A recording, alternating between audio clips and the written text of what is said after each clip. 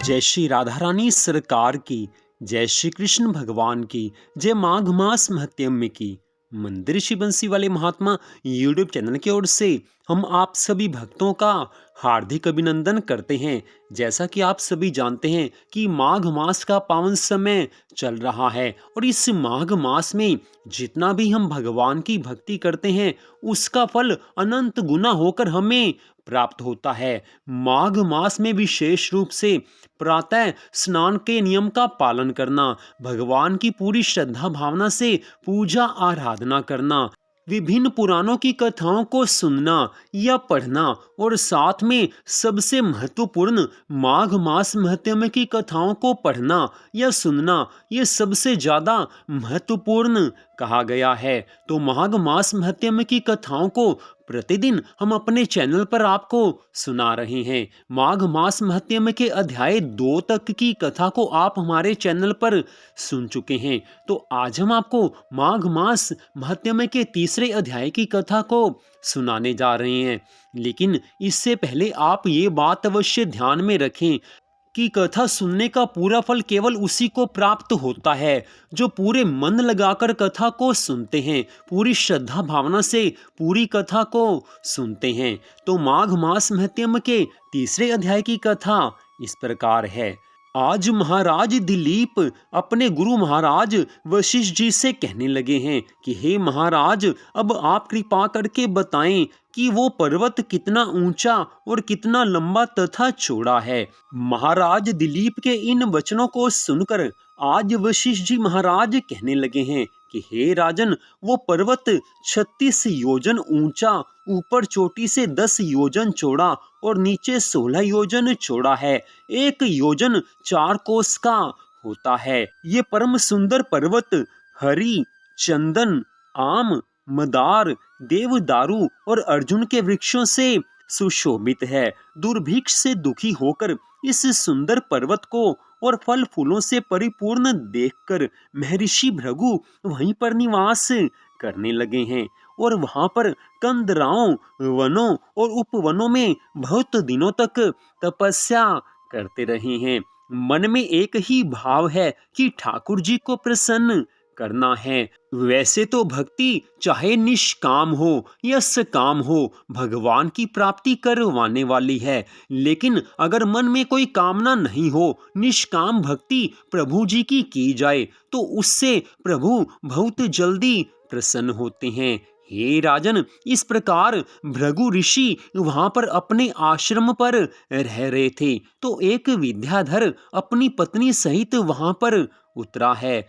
वह विद्याधर अत्यंत दुखी थे। उन्होंने महर्षि भृगु जी को प्रणाम किया है और ऋषि ने बड़े मीठे स्वर से उनसे कहा है कि हे विद्याधर, तुम बड़े दुखी दिखाई देते हो, इसका क्या कारण है? मुझे सब सच सच बता दीजिए। तब विद्याधर कहने लगा है कि हे महाराज, कि पुण्य के फल को प्राप्त करके और स्वर्ग लोक में स्थान प्राप्त करके तथा देवताओं जैसा शरीर प्राप्त करके भी मेरा मुख व्याघ्र जैसे है। इसी कारण मुझे हर समय दुख बना रहता है। हर क्षण मेरे मन में अशांति बनी रहती है। न जाने ये मेरे किस पाप का फल मुझे मिला हुआ है। मेरे चित्त की व्याकुलता का दूसरा कारण भी आप सुन लीजिए।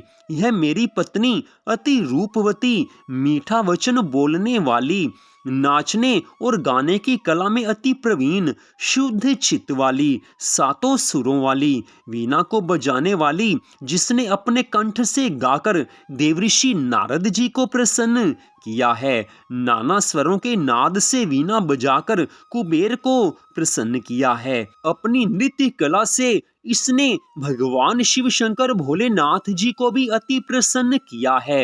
वो भी इसकी नृत्य कला को देखकर प्रसन्न और रोमांचित हुए हैं। शील, उदारता, रूप तथा यौवन में स्वर्ग की कोई अप्सरा भी इस जैसी नहीं है। कहाँ ऐसी चंद्रमुखी स्त्री और कहाँ मैं व्याघ्र के जैसे मुख वाला।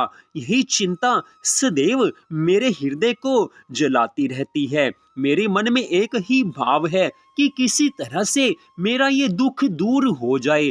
शोक सागर में डूबे हुए विद्याधर के ऐसे वचनों को सुनकर तीनों लोकों की भूत, भविष्य और वर्तमान की बात जानने वाले तथा दिव्य दृष्टि वाले भृगु ऋषि जी महाराज कहने लगे हैं कि हे विद्याधर, कर्म के विचित्र फल प्राप्त हो जाते हैं। मक्खी के पैर जितना विष भी प्राण लेने वाला हो सकता है। छोटे छोटे पाप कर्मों का फल भी कई बार बहुत ज्यादा दुखदाई हो जाता है।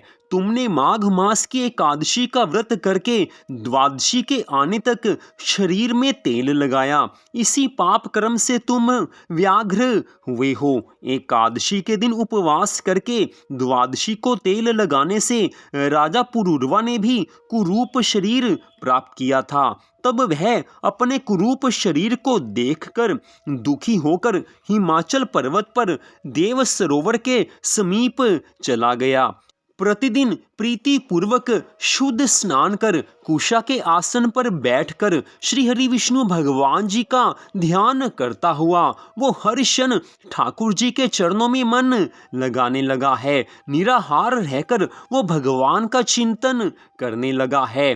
3 मास तक उसने भगवान जी की पूरी श्रद्धा भावना से आराधना की है।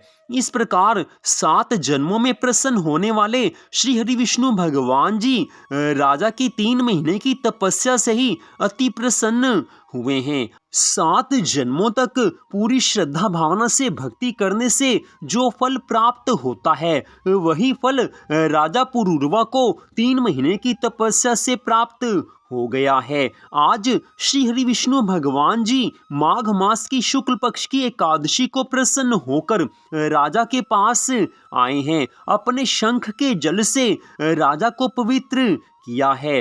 भगवान ने उसके तेल लगाने की बात याद दिलाकर सुंदर देवताओं का स्वरूप दे दिया है, जिसको देखकर उर्वशी अप्सरा भी उसको चाहने लगी है और राजा सुकृत्य होकर अपनी पुरी को चला आया है। आज इतनी कथा सुनाकर महर्षि भृगु जी कहने लगे हैं कि हे विद्याधर, इसलिए तुम क्यों दुखी होते हो?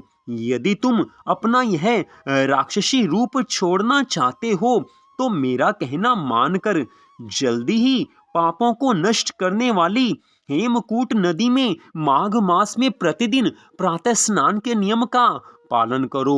वहां पर प्रतिदिन ऋषि मुनि, सिद्ध और देवता निवास करते हैं। अब मैं इसकी विधि तुमसे बतलाता हूँ। तुम्हारे भाग्य से माघ मास आज से 5वें दिन ही आने वाला है। पौष मास के शुक्ल पक्ष की एकादशी से इस व्रत का आरंभ करो। पृथ्वी पर शयन करके महीना भर निराहार रहो। सब लोगों का त्याग कर तीनों समय भगवान शिव जी की स्तोत्र और मंत्रों से पूजा करो तो तुम्हारा मुख कामदेव के समान हो जाएगा और देवता भी तुम्हारा मुख देखकर चकित हो जाएंगे और तुम अपनी पत्नी के साथ सुखपूर्वक क्रीड़ा करोगे। माघ मास के प्रभाव को जानकर सदा माघ मास में स्नान करो। पाप और दरिद्रता से बचने के लिए मनुष्य को सदा यत्न से माघ मास का स्नान करना चाहिए। माघ मास का प्रतिदिन का प्रातः काल का स्नान सदा सब दानों और यज्ञों के फल को दे देता है और पापों का क्षय होता है।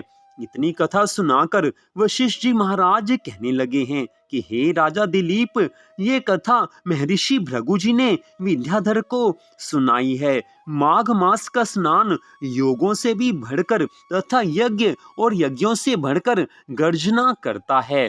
पुष्कर, कुरुक्षेत्र, ब्रह्मावर्त, काशी, प्रयागराज तथा गंगा सागर जैसे संगमों से मनुष्य को जो फल 10 वर्ष में प्राप्त होता है, उतना ही फल माघ मास में प्रातः स्नान करने से 3 दिन में मनुष्य को प्राप्त हो जाता है। इसमें संशय नहीं है कि चिरकाल तक स्वर्ग में रहने की इच्छा करने वाले मनुष्यों को सदा यत्न से माघ मास में स्नान करना चाहिए।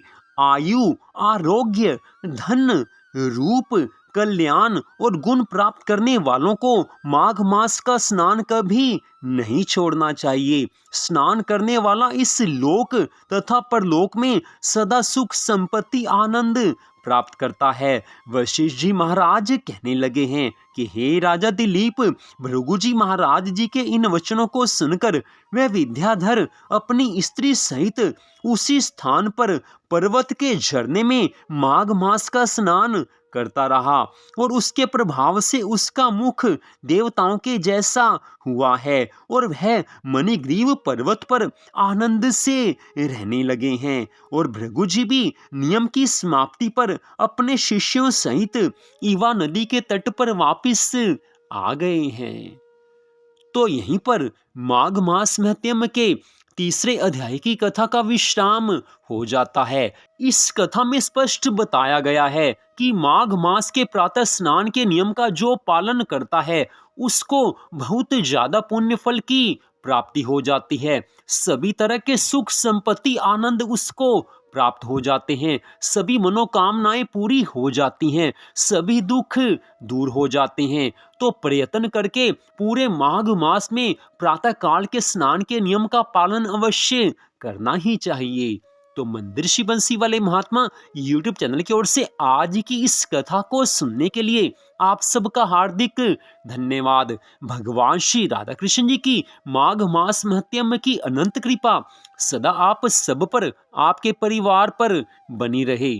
इसी मंगल कामना के साथ जय श्री राधा रानी सरकार की, जय श्री कृष्ण भगवान की, जय श्री लक्ष्मी नारायण जी भगवान की, जय गंगा मैया की, जय यमुना मैया की, जय माघ मास महत्म की।